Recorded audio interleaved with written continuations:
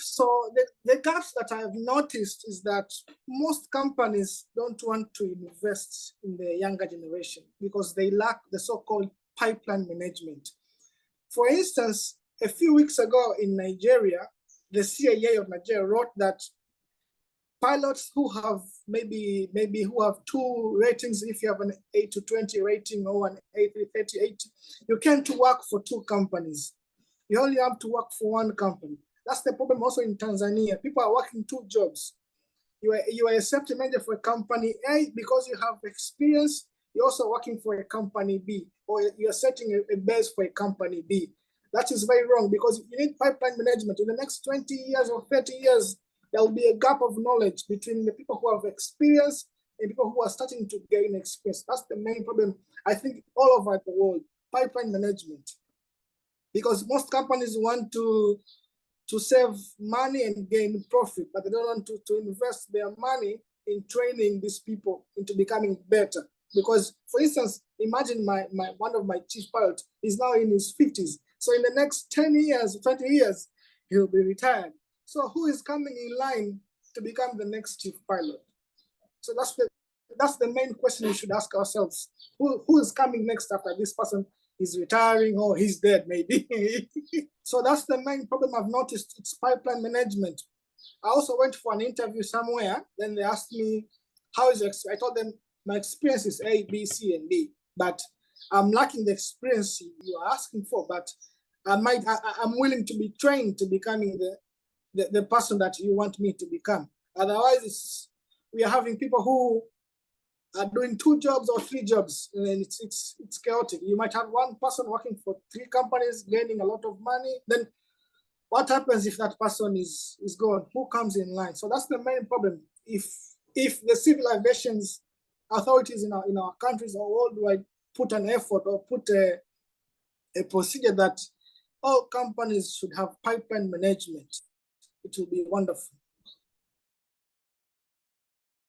So first thing is people who have experience should at least be humble to the people who are coming down, because for instance, someone who is looking for experience doesn't know the ABCs, doesn't know how things go. So people who have experience have to be humble, have to be trained in regards to CRM to people who are coming to the industry. Because when you have experience, you say, I'm bigger man, I can't be humble to someone who has less hours. I can't teach him. He has to learn by himself, because back then we were only alone. So now they have to be humble and be willing to help them, because back then they had no one. So now we have you have at least a stepping stone for you to at least understand how the industry is working and become more productive to the industry. It's all about being humble and we have to be trained well to treat people. Because one of my instructors told me that there are so many ways to get the answer 10. You might use 9 + 1 is 10, 5 × 2 it's 10. So you have to understand the students, the psychology, the culture, and so forth. It will be easy to solve this problem of pipeline management. It's a nice question. It's a very tricky one as well. Ballooning is the first form of aviation.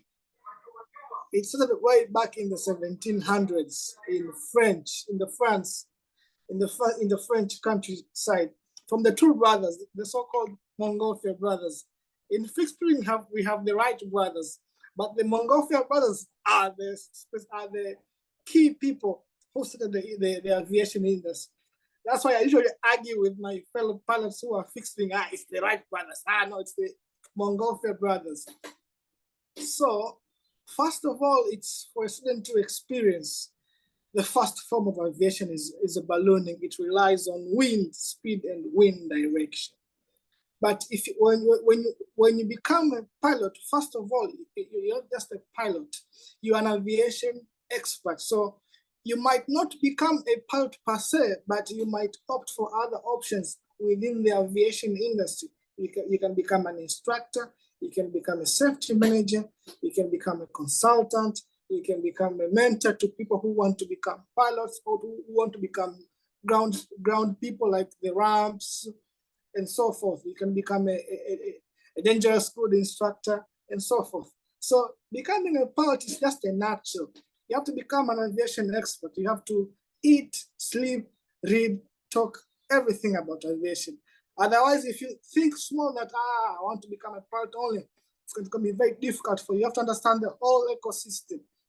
So for you to choose where you want to be, you might not fly for a long time, but there are other options within the industry. Because I also have one of my friends who had a heart problem, so he couldn't fly anymore. Now he's an instructor. He's teaching people ground school. He's teaching air law. He's teaching meteorology. He's teaching navigation. I also went to class to assist him. So they also have not lose hope that I won't be flying anymore. Another colleague of mine, he went to flying school. He didn't pass the exams. He's now a maintenance engineer. So he opted for another thing. So he's an maintenance engineer, but he's still flying. He sits in the jump seat. He sees how people start the engine, the tower, request startup. He gets that experience within a different angle.